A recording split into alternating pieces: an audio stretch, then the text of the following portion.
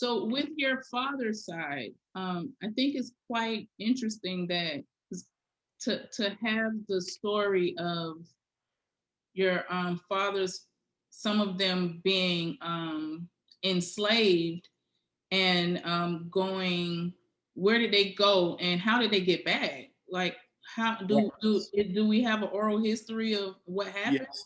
Yeah. So basically, it's through my grandmother, through my father's mother. Mm-hmm. On their side, what had happened was, I mean, they came from Brazil.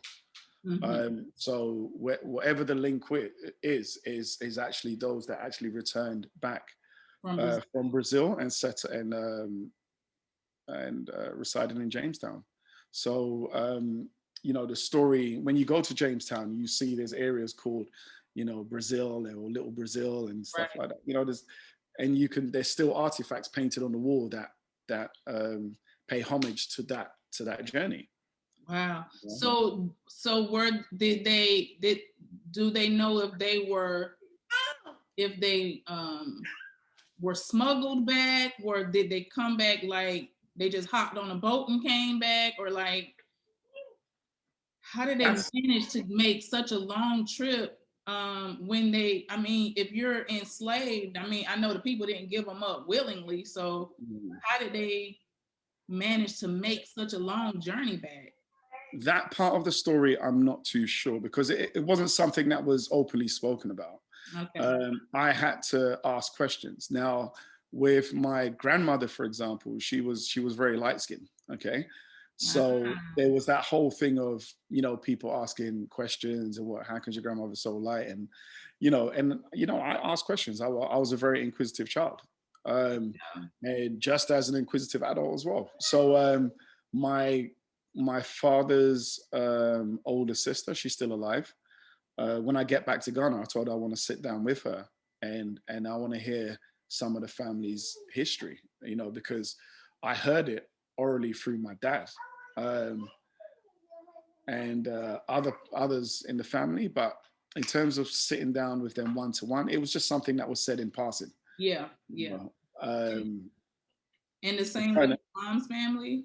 It's just kind My of like, mom, funny enough, my mom died last year, and she only told me about this 2 years ago. So that wow. was something that she was holding on to for a very long time. And I've got pictures of her father, or was it her grandfather, was a chief, and so I've got pictures of him with the whole regalia and everything. And she said, and that's what she told me. She said, yeah, you know, they um, they profited from the slave trade. And I said, what do you mean? And she told me and said, well, that's how the family got wealthy. They got wealthy by that's what they did back then. You know, Wow. So I haven't been to the hometown yet. That's something that I'm going to do when I leave. I wanted to do the journey with my wife because it's more important that is done. Because she's on the other side of this. Right. Um, and it's not only my story; it's her story as well. It's all of our story. And I think the quicker um, indigenous Africans that were involved or affected by um, this, and I will say genocide as well, because a lot were murdered at sea. Absolutely. The quicker they get to understand that they are part of this story, they have to atone for it, they have to apologize for it as well. Mhm. The better, because it helps with the healing process. Yes, You know, we gotta heal this thing. yeah, we have to heal, we have to forgive each other. And when I say each other, I mean the healing process. I don't know if it's something that can only be done by one side, No, because absolutely not.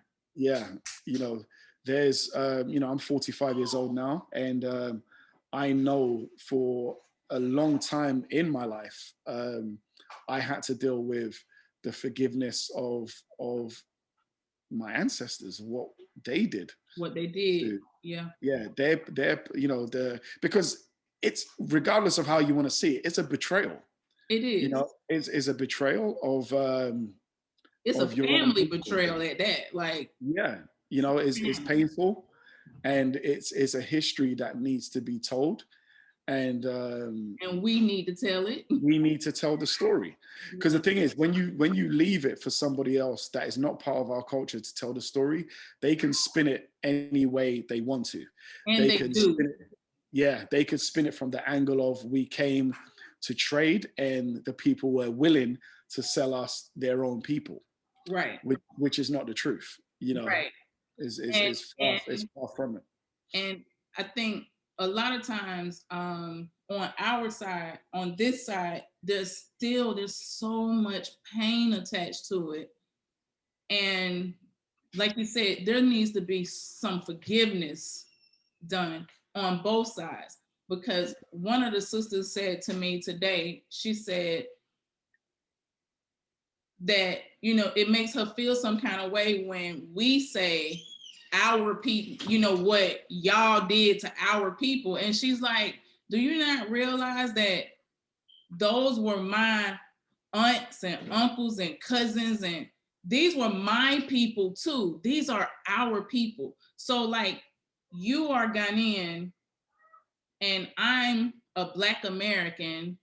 It doesn't, more than likely, you could easily be my cousin. Mm-hmm. It's so easy that you, hell, even my husband who's Ghanaian could be my cousin. His mother call us twins. We look a lot alike.